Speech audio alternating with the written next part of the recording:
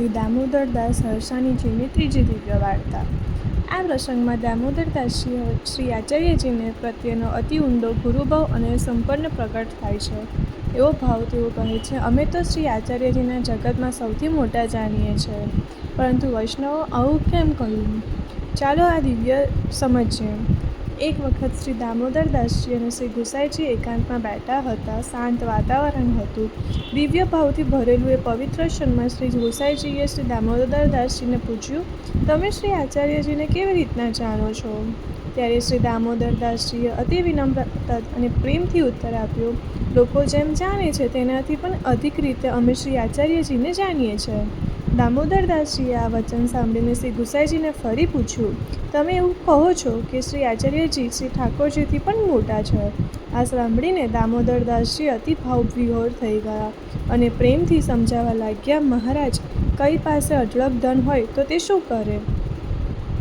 પછી તેઓ આગળ કહે, તે પોતાના પાસે રહેલું અમૂલ્ય ધન બીજાને દાન આપે।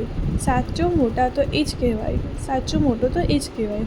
વૈષ્ણવો, અહીં ધનનો અર્થ સામાન્ય સંપત્તિ નથી, પરંતુ સ્વયં શ્રીનાથજી છે। દામોદરદાસજી કહે છે, શ્રી આચાર્યજી પાસે શ્રીનાથજીનું અપરંપાર ધન હતું અને તેમને અમારા જેવા જીવોને એ ધન દાનમાં આપ્યું।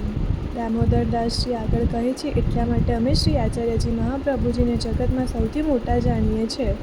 વૈષ્ણવો, આ કેટલો અદ્ભુત ભાવ છે! શ્રી આચાર્યજી માત્ર ગુરુ નહોતા, તેઓ એવા કૃપાસાગર હતા જેમણે સ્વયં ભગવાનનો અનુભવ જીવોને કરાવ્યો। એટલે દામોદરદાસજી માટે ગુરુ જ સર્વસ્વ હતા। આ પ્રસંગમાં દામોદરદાસજીનો અનન્ય ગુરુભાવ દેખાય છે। સાચો વૈષ્ણવ એ જ છે જે ગુરુ દ્વારા ભગવાન સુધી પહોંચે, કારણ કે ભગવાન સુધીનો માર્ગ ગુરુ કૃપા વિના શક્ય નથી। શ્રી આચાર્યજીએ જીવોનો પાત્ર ઉપદેશ આપ્યો ન હતો, પરંતુ સ્વયં શ્રીનાથજીનું ધન જીવોને અર્પણ કર્યું।